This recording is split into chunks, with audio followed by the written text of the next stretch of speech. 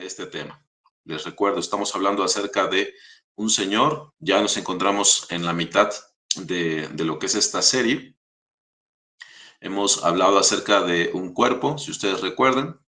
Hemos hablado acerca de un espíritu y hemos hablado acerca de una misma esperanza. Y ahora mismo nos encontramos hablando acerca de un Señor. Y si ustedes recuerdan, hermanos, hemos tocado algunos subtemas. Un primer tema que toqué con ustedes es el siguiente, que la naturaleza del hombre es tributaria. Aunque parece un subtítulo muy pomposo, en realidad, hermanos, tiene que ver con algo bien cercano a nosotros. Y aprovechando un comentario que hizo nuestro hermano Ignacio en el domingo anterior, cuando hablaba acerca de la orfandad, mis hermanos, en realidad los hombres o somos de Dios o somos del diablo, ¿no? Entonces, el comentario, hermanos, no tiene que ver con el hecho de que Satanás sea semejante a nuestro Señor y que por eso o somos de uno o somos de otro. En realidad, la afirmación tiene que ver con la naturaleza que nosotros compartimos, hermanos. La naturaleza del Señor, la naturaleza redimida, o esa naturaleza, hermanos, que viene de Adán por el engaño de Satanás. De esa forma fue que Satanás se enseñoreó del hombre, hermanos, o fue que puso su huella, vamos a decirlo así, en el hombre, porque engañándole le derribó y vinieron todas esas consecuencias que conocemos. Entonces, la naturaleza del hombre es tributaria porque o pertenecemos al Señor, o podríamos decirlo así, o no le pertenecemos, pero si no le pertenecemos, en realidad quien se ha enseñoreado de nosotros ha sido Satanás. Entonces, independientemente de cómo nos movamos, de que nos consideremos hombres prósperos, exitosos en esta vida, que seamos alguien en esta vida, si no tenemos al Señor, bueno, somos tributarios a Satanás. Entonces, hemos mencionado eso al principio, hermanos, de tal manera que el hombre no puede considerarse como Señor de sí mismo. O lo es Dios nuestro Señor, o Satanás se ha enseñoreado de nosotros o del hombre, pues. Bueno, también hemos tocado un segundo punto en este subtema, hermanos, o en este apartado de un Señor, y tiene que ver con la autoridad delegada, si ustedes recuerdan. Y es que es bastante sencillo, hermanos, el proyectarnos en nuestra mente hacia el señorío de nuestro Señor Jesucristo, afirmando que en efecto nosotros le obedecemos a Él. Pero esa obediencia, hermanos, en realidad es medida cuando nosotros somos puestos frente a la autoridad que Él ha delegado. Dice la palabra que el que resiste a lo establecido por Dios, o a la autoridad, pues el que resiste a la autoridad, resiste a lo establecido por Dios. Y en el fondo lo que eso significa es que resistimos al Señor o desobedecemos al Señor. Entonces, revisando la palabra acerca de esas autoridades delegadas por nuestro Señor, tenemos que no son pocas, hermanos. Se habla acerca de los amos terrenales, que la palabra manda que estemos sujetos a ellos, no solamente por cuestión del ojo, sino que sirvamos como el Señor dice. Hay una autoridad delegada de Dios en los padres y los hijos deben honrarles. Hay una autoridad delegada incluso en el gobierno, lo establece la palabra, los magistrados, los jueces, los gobernadores. Y también, hermanos, o finalmente diría yo, hay una autoridad delegada de Dios en los gobernantes de la iglesia, o en este caso los pastores. Entonces, cuando nosotros hablamos acerca del señorío de nuestro Señor Jesucristo, les comentaba, es fácil el pensar que en efecto Él es nuestro Señor y que nosotros somos sus siervos. Pero en realidad esa servidumbre debe juzgarse a partir de cómo nosotros obedecemos o nos sujetamos a las autoridades por él delegadas. Eso ya es más difícil, hermanos, porque esas autoridades delegadas tienen que ver con hombres, hombres imperfectos como nosotros, pero al fin y al cabo puestos por el Señor. Entonces, son cosas de las que hemos estado hablando. Y uno de los últimos puntos que hemos tocado, hermanos, tiene que ver con el servir al vientre propio y no al Señor. Romanos 16, del 17 al 18, dice: mas os ruego, hermanos, que os fijéis en los que causan divisiones y tropiezos en contra de la doctrina que vosotros habéis aprendido, y que os apartéis de ellos. Y dice la sentencia en el versículo 18: porque tales personas no sirven a nuestro Señor Jesucristo, sino a sus propios vientres. El problema de esto, hermanos, consiste en que estas no son personas que se encuentren fuera de la iglesia, porque para causar divisiones tienen que estar dentro, por supuesto. Entonces, el punto que aquí hemos señalado es que las cosas que estas personas hacen o los motivos que les impulsan no tienen que ver con la gloria del Señor, no tienen que ver con el servicio al Señor, sino que dice la palabra, estos sirven a sus propios vientres, es decir, buscan su propia satisfacción. Estas personas obran así y está la advertencia. Dice, que os fijéis en los que causan divisiones y tropiezos en contra de la doctrina que vosotros habéis aprendido, dice, y que os apartéis de ellos. Ahora, el enfoque de nuestro estudio tiene que ver con la unidad, de tal manera que lo que aquí se subraya, hermanos, es que nos guardemos nosotros de no ser esas personas, de no ser aquellos que entran en el ámbito de la iglesia, pero terminan sirviéndose en lugar de o a los hermanos o al Señor, terminan sirviéndose a sí mismos. Comentaba yo el caso de los que están ávidos del micrófono o del púlpito. Son personas que buscan notoriedad, son personas que quieren ser alabadas. Dimos algunos ejemplos también como el de Ananías y Zafira, que si bien no eran maestros o predicadores, estos fingieron o falsearon pues una donación que ellos hicieron, la inflaron, vamos a decirlo así, todo con tal de ser alabados. Es decir, ellos buscaban una retribución para sí y no estaban haciendo eso con un corazón limpio delante del Señor. Teníamos el caso también, si lo recuerdan, de Diótrefes, ese hombre que le gustaba tener el primer lugar en todo, de tal modo que incluso no recibía al apóstol Juan ni a los que venían con él. Entonces, este hombre encontró en esa congregación que él ministraba el lugar para ensalzarse a sí mismo. Prácticamente cerró las puertas o se encerró con la congregación, por así decirlo, hermanos, porque él demandaba para sí toda la atención. Él quería para sí las miradas, quería para sí la buena opinión de los que allí estaban y por eso no recibía a los otros. Entonces, hemos estado hablando acerca de esas cosas, hermanos, y les comentaba, hoy solo quiero darle un matiz general al señorío para que nosotros podamos mencionar con cierta claridad de qué trata el punto, para que tengamos una idea, una noción general de qué trata el punto. Entonces, mis hermanos, recordemos lo siguiente.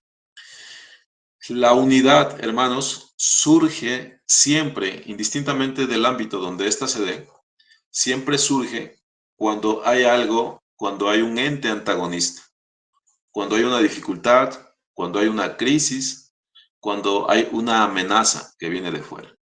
No solo en el ámbito de la iglesia, hermanos. Por ejemplo, cuando un país vive un terremoto, nosotros hemos visto que la gente suele ser solidaria. Entonces, esa crisis o esa eventualidad genera que los hombres se levanten y como un solo hombre pongan su esfuerzo, ¿no?, en el bien de los demás. Podemos tener el caso de una guerra, por ejemplo, donde la nación es llamada a la unidad. ¿Por qué? Porque hay una amenaza allí. Podemos ver cuando llega una enfermedad a la familia, bueno, muchos cooperan, bueno, en el mejor de los casos. Esas cosas suelen generar solidaridad o unión. Ahora, cuando hablamos del caso de la iglesia, no es distinto, hermanos, aunque sí es un caso peculiar, no es parecido a ningún otro. En Juan 17, del 11 al 14, tenemos a nuestro Señor Jesucristo orando al Padre, ya anunciando su inminente partida de este mundo, y Él establece lo siguiente, dice, y ya no estoy en el mundo, Juan 17, del 11 al 14, mas estos están en el mundo, refiriéndose a los discípulos, y yo voy a ti, Padre Santo, a los que me has dado, guárdalos en tu nombre, y aquí dice, para que sean uno, así como nosotros. Cuando estaba con ellos en el mundo, yo los guardaba en tu nombre. A los que me diste, yo los guardé y ninguno de ellos se perdió, sino el hijo de perdición, para que la escritura se cumpliese. Pero ahora voy a ti y hablo esto en el mundo para que tengan mi gozo cumplido en sí mismos. Yo les he dado tu palabra y miren cómo dice, y el mundo los aborreció porque no son del mundo, como tampoco yo soy del mundo. Así pues, la unidad, hermanos, en la iglesia viene o es provocada pues por el hecho de que hemos quedado aquí y el mundo aborrece, hermanos, a Dios y a lo que es de Dios. Y por cuanto el mundo aborrece a Dios y a lo que es de Dios o a los que son de Dios, podemos incluirlo así, hermanos. Luego pues es necesario que la iglesia sea una o sea unida, pues, que la iglesia sea unida. En este caso, el ente antagonista es precisamente el mundo. El mundo estresa, presiona, persigue, amenaza, violenta a la iglesia del Señor. Entonces, la reacción natural de la iglesia ante este ente antagónico es la unidad. Así debiera ser. Ahora, les he comentado, hermanos, la unidad no tiene que ver con nociones personales, no tiene que ver con lo que a mí me parece que es la unidad. No debe ser así, sino que la palabra es muy específica. Entonces, hermanos, ya vi que quedan 15 minutos. Ay, se fue bien rápido el tiempo. Me voy a apurar mucho, hermanos. Me voy a apurar. Eh, Miren cómo dice la primera epístola de Juan, capítulo 3, versículos del 10 al 13. Dice, en esto se manifiestan los hijos de Dios y los hijos del diablo. Todo aquel que no hace justicia y que no ama a su hermano no es de Dios, porque este es el mensaje que habéis oído desde el principio, que nos amemos unos a otros, no como Caín, que era del maligno y mató a su hermano. Y viene una pregunta aquí, dice, ¿y por qué causa le mató? Porque sus obras eran malas y las de su hermano justas. Si no mal recuerdo, en el caso de Noé, hermanos, se dice que por su fe condenó al mundo. ¿Qué tiene que ver esto? O qué quiere decir? Por cuanto Noé era justo y creyó al Señor, y él era un hombre como cualquier otro hombre, hermanos, dice que por su fe condenó al mundo. Lo que significa es que la fe de él fue una referencia. ¿En qué sentido? Bueno, si él podía tener esa fe para el Señor, si él podía actuar de esa manera en temor de Dios, luego todos los hombres, por así decirlo, hermanos, podían también entender, podían temer al Señor. Entonces, cuando se manifiesta la fe de Noé, el mundo es condenado por cuanto ellos optaron por otro camino, vamos a decirlo así. Cuando suceden estas cosas, hermanos, cuando un hombre manifiesta fe, la fe verdadera, mis hermanos, piedad verdadera, entonces el mundo no reacciona bien. El mundo, cuando ve a un hombre que anda en rectitud delante de Dios, cuando nota que la persona es temerosa de Dios, cuando nota que la persona se conduce de una cierta manera que es agradable a Dios, hermanos, el mundo suele entonces manifestar aborrecimiento a esa persona. ¿Y por qué? Porque esto condena al incrédulo. ¿Por qué? Porque ven a un hombre actuando como deberían actuar ellos. Ahora, no quiero entrar aquí en los detalles que tienen que ver con que sí, un creyente actúa así porque Dios está en él. Pero a los ojos de los hombres, hermanos, ven que de alguna manera ese hombre es recto, ven que ese hombre es fiel, ven que ese hombre es justo, vamos a decirlo de esta manera, y cuando se ve de verdad un testimonio así, el mundo tiende a aborrecer al tal hombre. ¿Por qué, hermanos? Porque les condena, porque les señala que si él puede, que si él está en esa posición, luego pues ellos son señalados, porque también ellos deberían estar en esa posición. Entonces, ¿por qué Caín aborreció a su hermano Abel? Porque sus obras eran justas, las obras de su hermano eran justas, más las de él eran malas.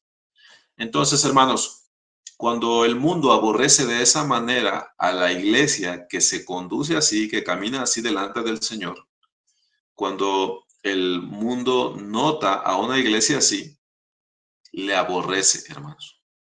Ahora, la nota triste en este caso es que cuando el mundo no nota eso, hermanos, sino que la iglesia está mimetizada con el mundo, entonces podemos, por supuesto, hablar de estas cosas, podemos hablar acerca de la unidad, pero el mundo no nos va a aborrecer, hermanos, no tiene por qué aborrecernos.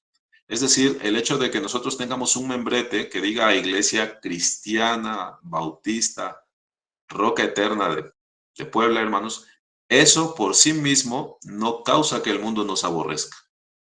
El mundo aborrece a un creyente cuando éste se comporta como Dios manda, cuando éste anda en el temor de Dios, cuando éste demuestra integridad, fidelidad, santidad, justicia y cosas semejantes a esa. Cuando sucede así, hermanos, es cuando el mundo llega a aborrecer a los hijos de Dios. Entonces, esta es diría yo, una nota no trágica, hermanos, es algo que tenemos que tomar en cuenta. Uh, Aquí podemos alargarnos, no sé, 6 meses hablando acerca de estas cosas, pero solamente será aborrecida la iglesia por el mundo cuando ésta manifieste sus obras buenas, cuando ésta se manifieste así. Entonces, hermanos, el razonamiento para terminar este punto es el siguiente. Hay una relación directa entre la unidad de los hijos de Dios y del mundo. ¿Cuál es esa relación? Bueno, es que el mundo antagoniza, estrecha a la iglesia. El mundo aborrece a la iglesia del Señor cuando ésta se comporta de la manera que es digna del Señor. Ahora, cuando el mundo aborrece de esa manera al creyente y a sus obras justas, es entonces, hermanos, que nosotros podemos hablar de lleno acerca de la unidad. Mientras no haya un ente que nos antagonice, mis hermanos, la verdad es que nosotros podemos vivir bien relajados. Cuando nosotros no somos aborrecidos por el mundo, entonces no hay la necesidad de la unidad. Y de hecho la unidad puede confundirse con que nos reunimos los domingos y tal vez el mundo no hace eso.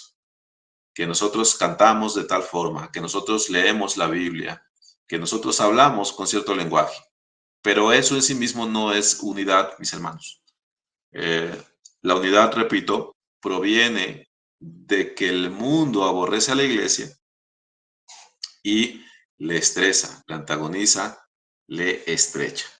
Sí, mis hermanos, ahora la pregunta para terminar esta sección es si somos aborrecidos por el mundo, mis hermanos, o si pasamos desapercibidos para él.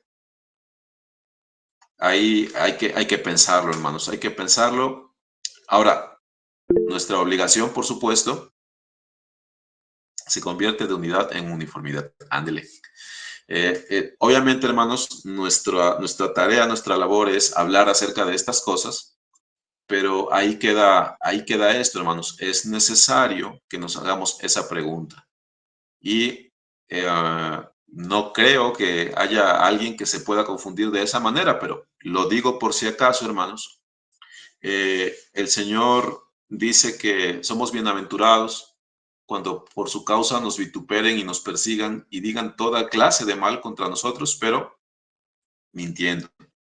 Porque algunas personas, hermanos, algunos creyentes, a veces solemos santificar cualquier cosa. Solemos decir que cualquier cosa pertenece a la vida en Cristo en el siguiente sentido.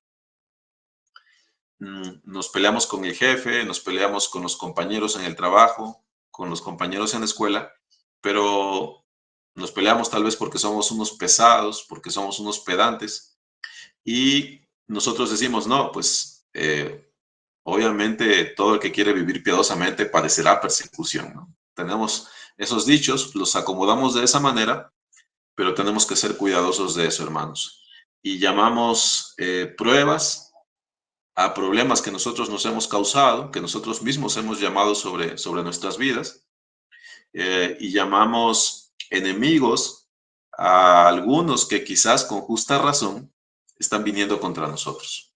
Entonces, tenemos que cuidarnos, hermanos, de no santificar todo lo que sucede en nuestra vida como si perteneciese al Señor. Ese es un punto relevante. Ahora, mis hermanos,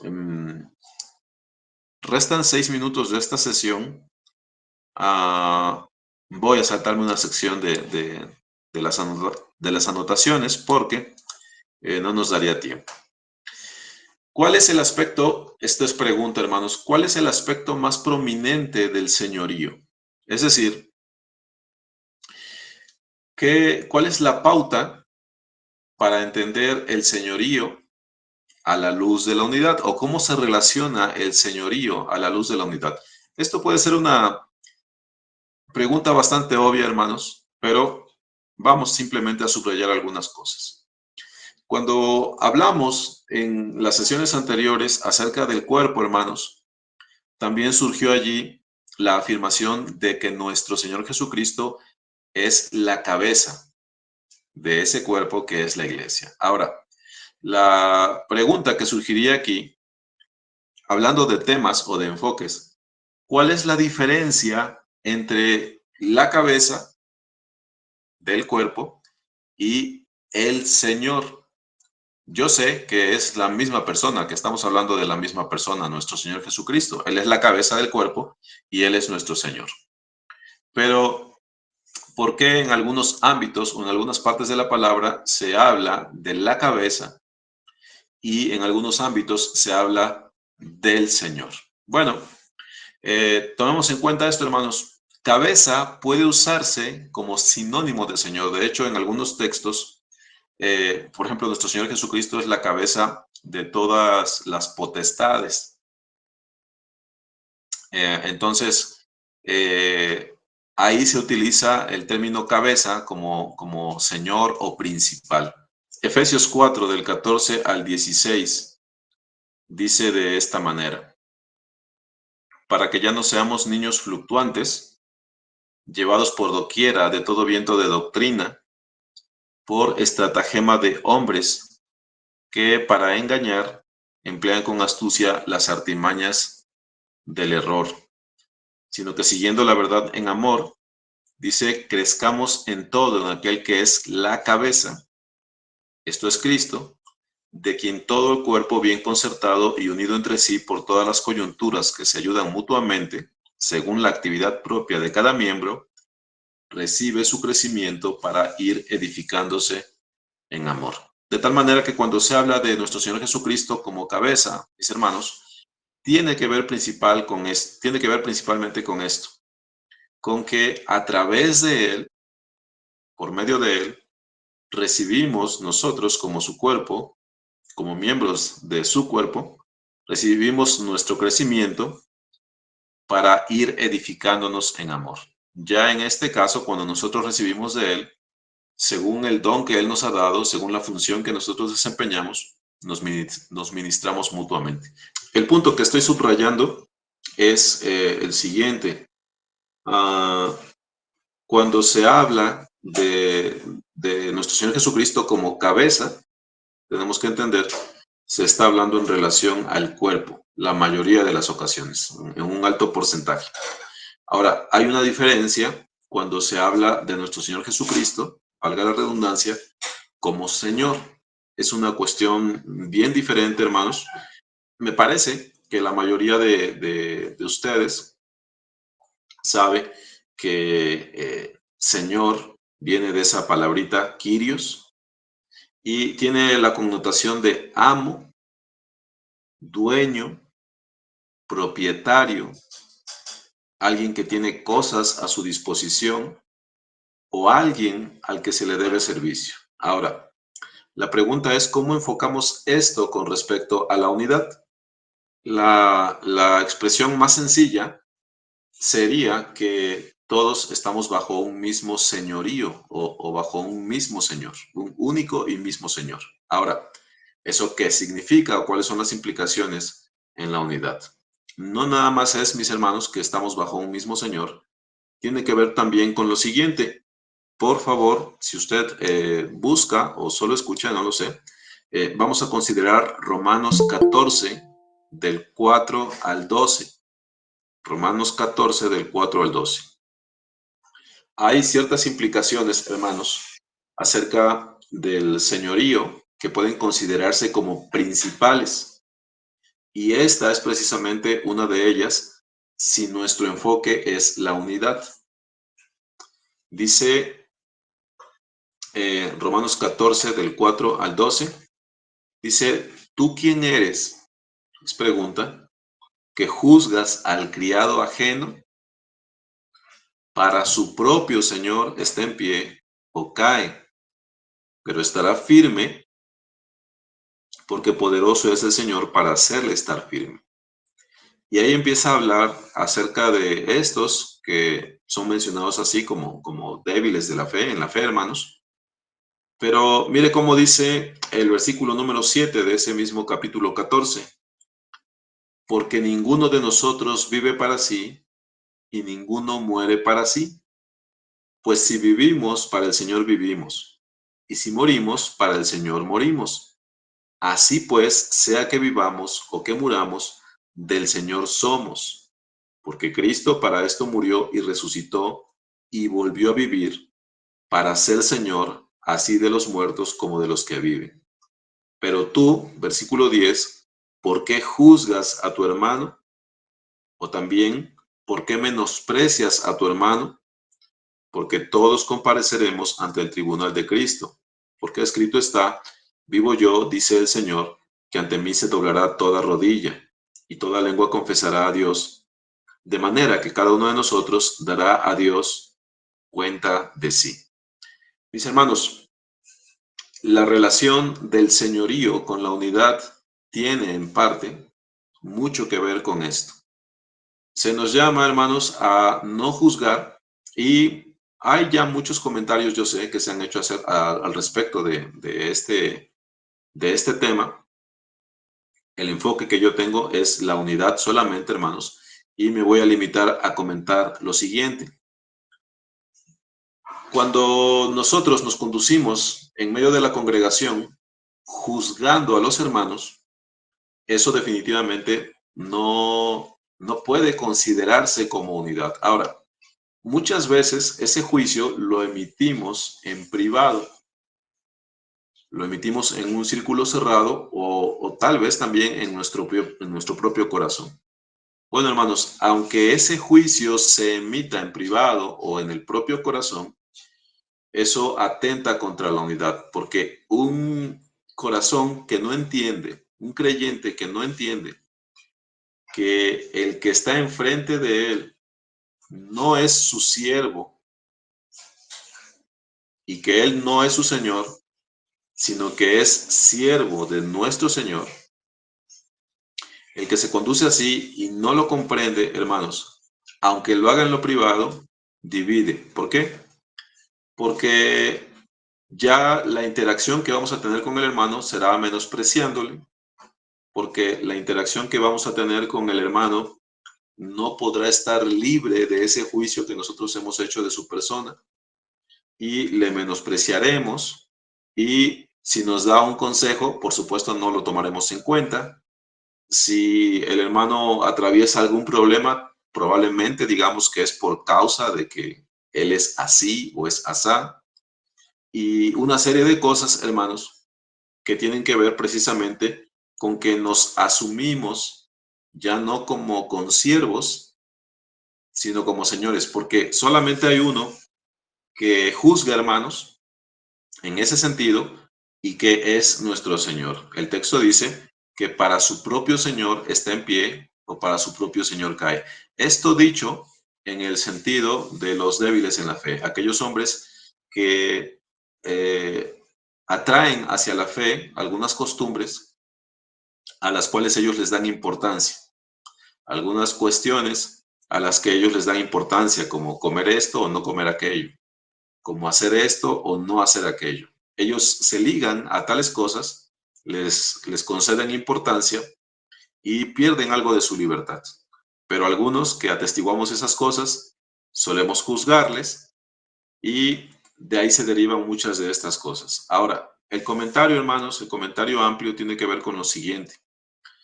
La palabra no nos prohíbe, por ejemplo, el juzgar el pecado, hermanos, el juzgar el pecado en medio de la iglesia.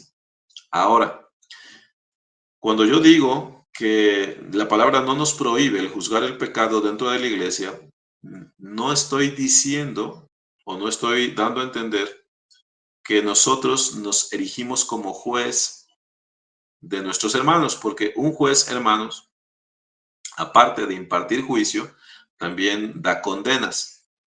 Él determina una condena para la persona. Bueno, en ese sentido, nosotros no somos jueces.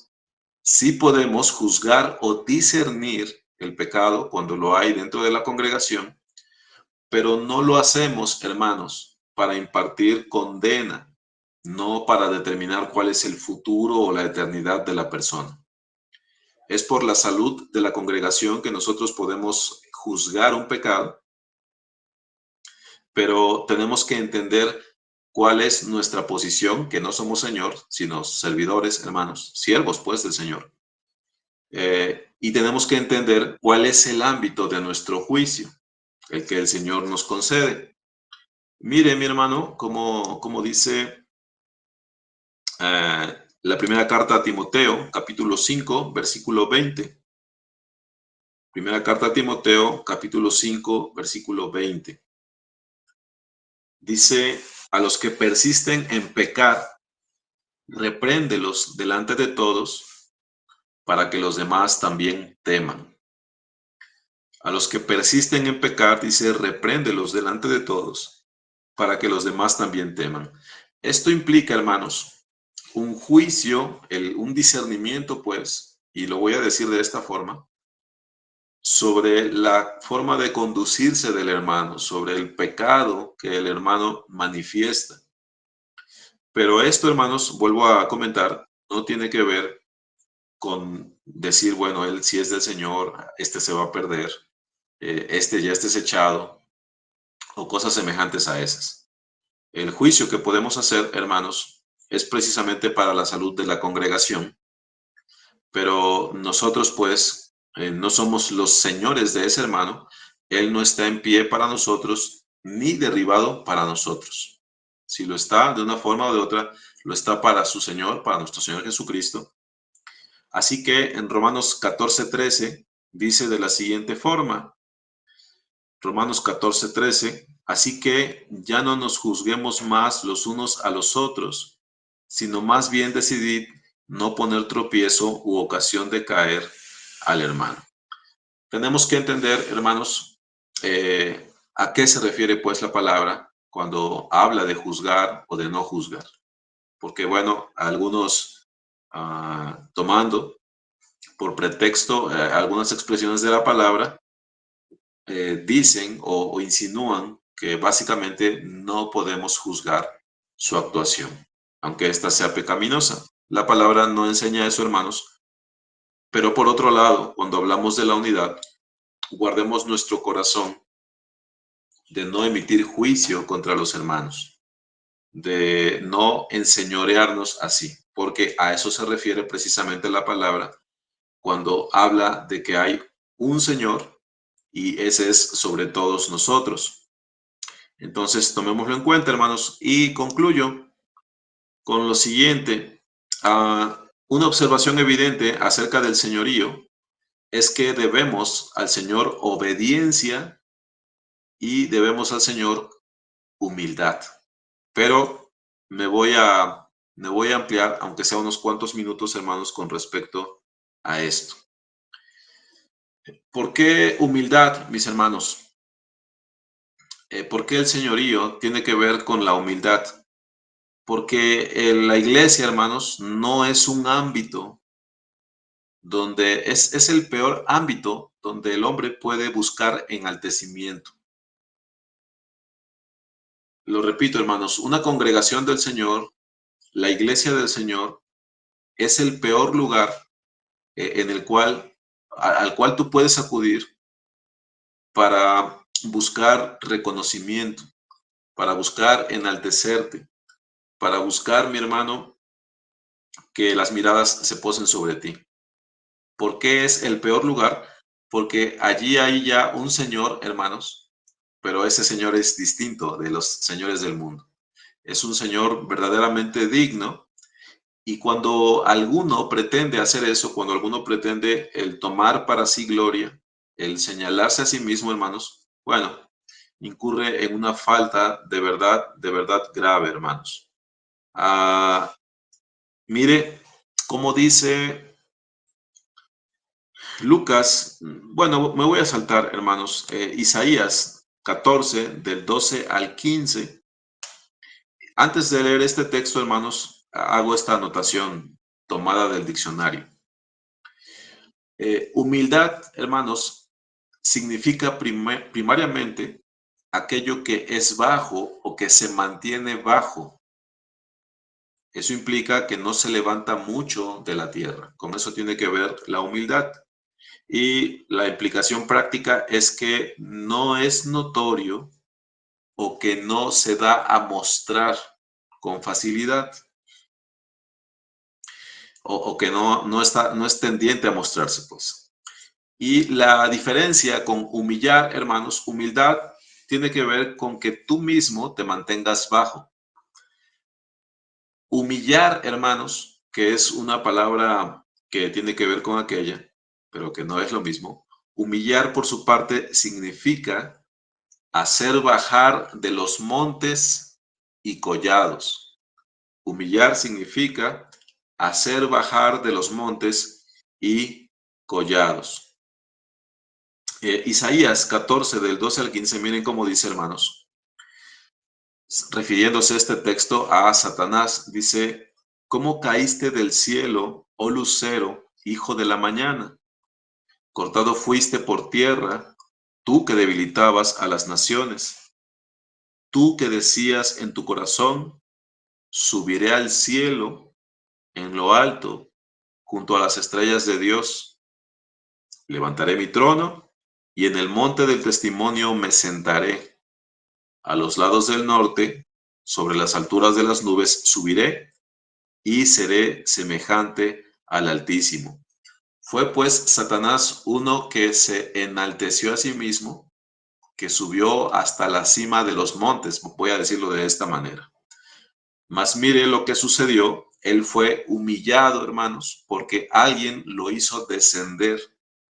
Él no se mantuvo bajo por sí mismo, sino que se enalteció, y la humillación consiste en que alguien te haga a ti descender. Cuando yo digo que alguien me humilla, hermanos, es porque de mis alturas esa persona me echa por tierra, esa persona me sobaja, entonces me está humillando. El texto de Isaías termina diciendo: mas tú derribado eres hasta el Seol, a los lados del abismo. Si es que usted comprende la relación, hermanos. El pensamiento del corazón de Satanás fue: subiré al cielo, en lo alto, junto a las estrellas de Dios. Él se levantó a sí mismo. ¿Y en qué consistió la humillación, mis hermanos? En que el Señor le dijo: mas tú derribado eres hasta el Seol, a los lados del abismo. Entonces, allí está esa correspondencia. Humildad tiene que ver con aquel que por sí se mantiene bajo, se mantiene cerca del suelo, vamos a decirlo así. Pero viene alguno que se enaltece, que quiere tomar alturas que no le corresponde, y entonces sobre este viene la humillación. La humillación tiene que ver, repito, con que alguno es bajado de los montes, es lo que tiene, es literalmente lo que significa la expresión, y se aplica de esa manera. Este no es uno que se mantuvo bajo por sí mismo, sino que alguien lo hizo descender. Y en eso consiste la humillación. Sí, hermanos.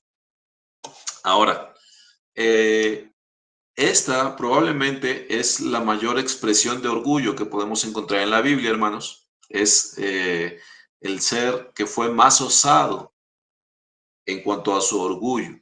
Este quiso poner su trono junto al trono del Señor. Lo que tengo que decir al respecto de esto, hermanos, es lo siguiente.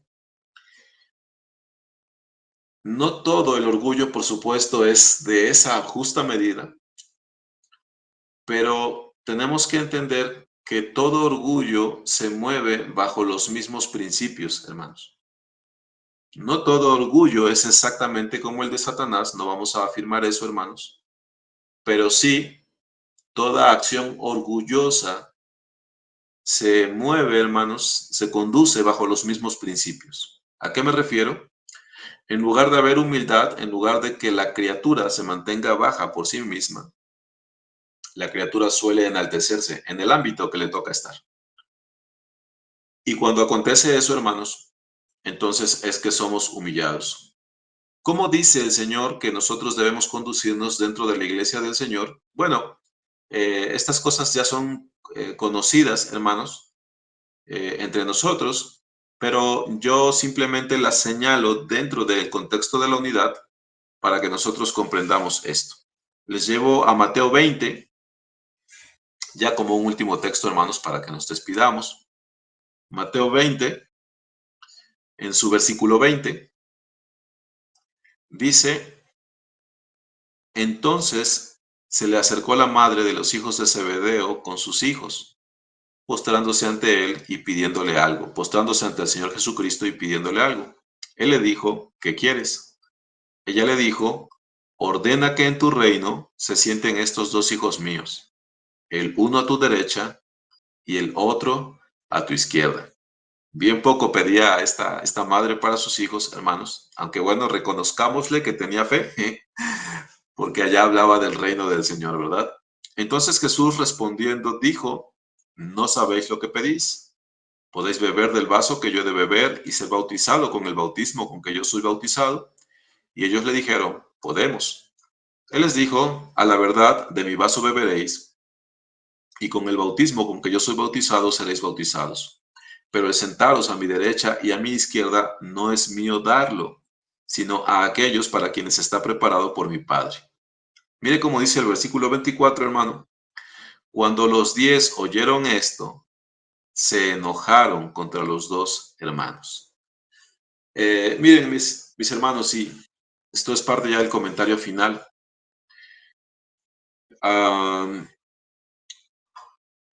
Naturalmente, cuando entre nosotros hay estas actitudes, cuando alguno se enaltece a sí mismo, hermanos, cuando alguno se conduce de esta manera, provoca a sus hermanos, provoca a los creyentes para que haya malestar, para que haya enojo. Nosotros podemos decir, ciertamente, hermanos, podemos decir que, bueno, si yo contemplo que alguien hace eso, pues ora por él. Si tú ves que a alguien le gusta tener el primer lugar en todo, bueno, pues ora por él. Pero esto es división, hermanos, porque aunque yo pueda estar en paz y a mí no me afecte, aunque pueda tener cierto grado de tranquilidad, hermanos, lo cierto es que también eso me puede mover a enojo. Lo cierto es que eso también me puede contrariar. Lo cierto es que eso puede causar un malestar en mi persona y eso, por supuesto, hermanos, no abona para la unidad. Entonces, la humildad consiste en que nos mantengamos a nosotros mismos bajos, hermanos.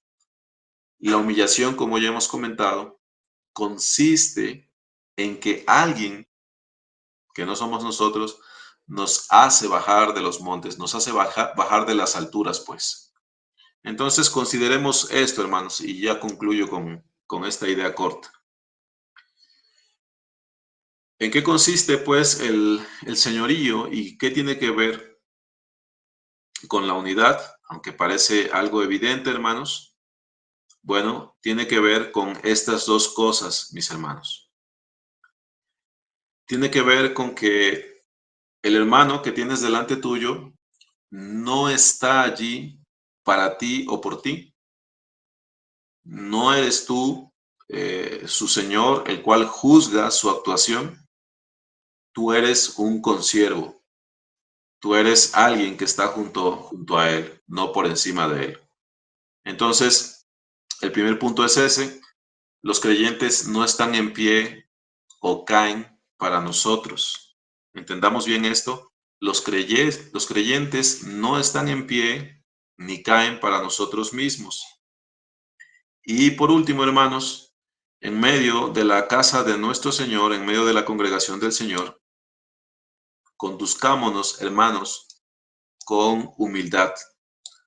Es decir, no, no tendamos nosotros mismos a calificar, pues, a los hermanos, no tendamos nosotros a mencionarnos o a postularnos, pues, como algo, como alguien, porque este tipo de cosas, hermanos, causa un efecto en los hermanos. Tal vez podríamos decir que no se debiera, que ellos debieran poder sopesar esas cosas y echarlas a un lado, pero nosotros no debemos conducirnos en la congregación del Señor eh, proyectándonos, hermanos, uno a la diestra del Señor y el otro a su siniestra. No debemos hacer eso, hermanos. Tenemos que conducirnos con humildad delante de Él. Me voy a detener aquí, hermanos, ya son 8:30. Con esto vamos a pasar al siguiente tema, si Dios lo permite, la siguiente semana, que tiene que ver con una fe. Entonces, les invito, hermanos, si es de su interés, para que estemos atentos.